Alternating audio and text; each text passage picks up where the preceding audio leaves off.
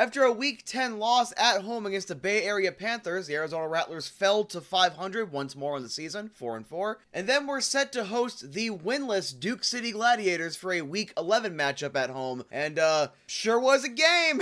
It was a lot closer than it should have been, and I will have a couple of clips from Kevin Guy because I was not expecting that press conference, him to be angry after a win. However, given the context surrounding it, makes total sense. Should have won by 3 or 4 touchdowns. Okay, our football IQ is not where it needs to be. Just 2.5 minutes in, Duke City with the first touchdown, putting them up 7-0, and then former Arizona Rattlers kicker Ernesto Lacayo hits a deuce. I think that's the second or third time I've seen one live. 9-0 Duke City, not a great start for the Rattlers, and the Rattlers answer back by having to settle for a field goal. That was, I believe, 2 or 3 home games in a row where that first possession they had to settle for a field goal instead of a touchdown, and that's something that Kevin Guy just wasn't exactly happy about. Bottom line, we got to be ready to play. We come out lackluster. 2 games in a row, we kick a field goal.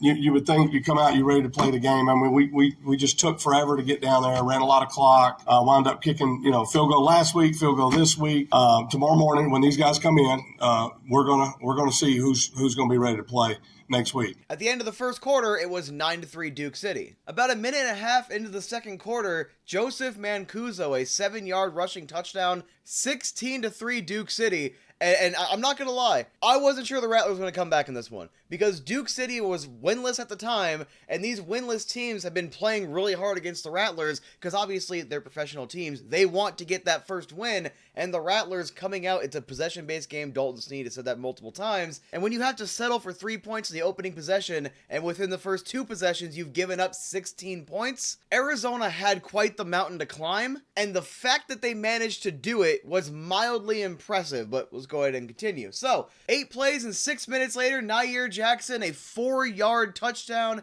16-10. The Arizona Rattlers bring themselves right back within 1 score. On the following possession, Ernesto Lacayo, known Coyotes fan by the way, hits a 42-yard field goal to extend Duke City's lead to 19-10. And I just want to say this, Ernesto was very good in Arizona. He looked like he was on a mission, and he was the reason this game almost went to overtime. I will talk about that in a little bit, but Ernesto Lacayo had a phenomenal game. Dawson Evans was good too, but it looked like Ernesto Lacayo was on a mission. Anyway, about 30 seconds later, off of a 30-yard pass, Corey Reed Jr., a 30-yard touchdown, bringing the Rattlers right back within a couple of points, 19-17, before Dawson Evans hits a deuce of his own for the Rattlers get the ball back, and then an 18-yard pass. Dalton Sneed finds Corey Reed Jr. again for back-to-back touchdowns, and going into halftime, the Arizona Rattlers had a 26-19 lead. The Rattlers outscored 9-3 in the first quarter. They gave up 10 more points in the second, but they outscored Duke City 23-10. That is much closer to the Arizona Rattlers I am familiar with. The Rattlers got the ball to start the second half, and Shannon Brooks, about a minute and 43 seconds into the third quarter, a 3-yard touchdown, 33-19, and that's the moment it felt like the Rattlers just started running away with this. Duke City starts mounting a comeback and applying so much pressure that I need to give a lot of credit to them because, again, winless team playing their hearts out. So, after the Shannon Brooks touchdown, Ernesto Lacayo hits a 52-yard field goal with about 10 minutes to go in the third quarter, 33-22. Duke City gets the ball back, and then a 4-yard pass to Gregory Dent Jr., making it 33-29, bringing it right back within about 4 points. And then again, Ernesto Lacayo hits a deuce, making it 33-31. It is just a 2-point game. Ernesto Lacayo, without point afters, was responsible for about 10 points on his own. Again, on a mission. Score is 33-31 Rattlers heading into the fourth quarter.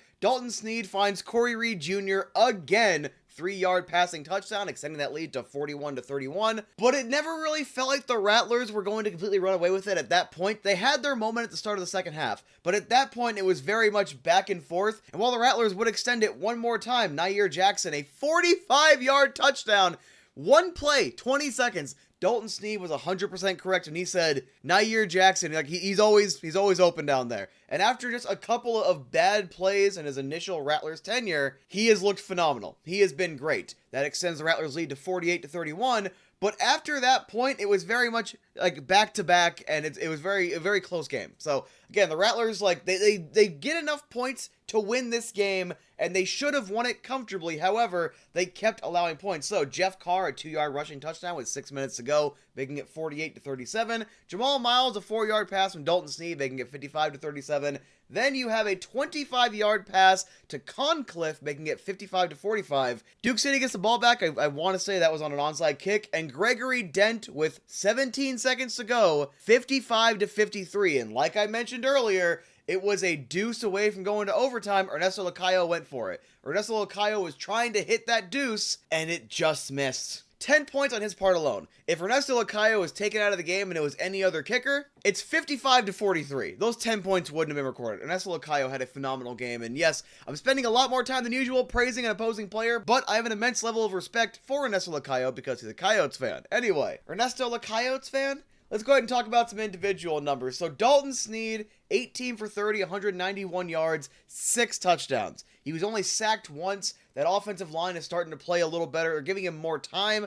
You still have a couple too many plays, a little more than I'm comfortable with, where he has no time at all, or has some passes swatted down. I'm pretty sure Dalton Sneed leads the league in passes swatted down. So it's one of those things where, like, yeah, you want to see a little more improvement, but the offensive line is playing better, and I'm going to go ahead and take it. Context, they're playing a winless team. The context is important, but I'll take what I can get. He also had 17 rushing yards. Shannon Brooks, 16 attempts, 48 yards, and a touchdown. I was surprised Shannon Brooks didn't score more touchdowns with 16 attempts. It really felt like Duke City was doing a really good job trying to contain him, but he was still getting his touches, still getting his yards. Corey Reed Jr. also had 4 rushing yards. Speaking of Corey Reed Jr., 7 receptions, 85 yards, 3 touchdowns. He has been on a roll. I don't remember if Glenn Gibbons Jr. was injured for this game or just didn't get a target, but Corey Reed Jr., Nair Jackson, Jamal Miles, all doing more than enough. Nair Jackson, 4 receptions, 76 yards, 2 touchdowns. Solid game for him. Solid. Really good game for him.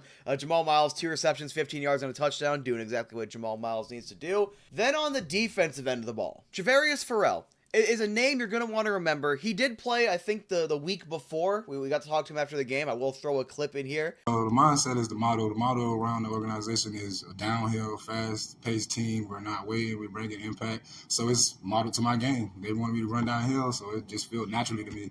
So the more reps I get, the more it's just going to happen faster. I just want to make sure I'm saying his name right. Travius Farrell. This is a name you're going to want to remember because he came out, it seemed like out of nowhere. I did not see Connor Taylor playing, so I'm assuming he's injured. Farrell slotted right in, had a sack, 4 tackles for loss, and a quarterback hurry. I'm pretty sure Connor Taylor would call him a dog, all right? We got some dogs in this team. I'm pretty sure that's one of the players he was talking about when he had that quote.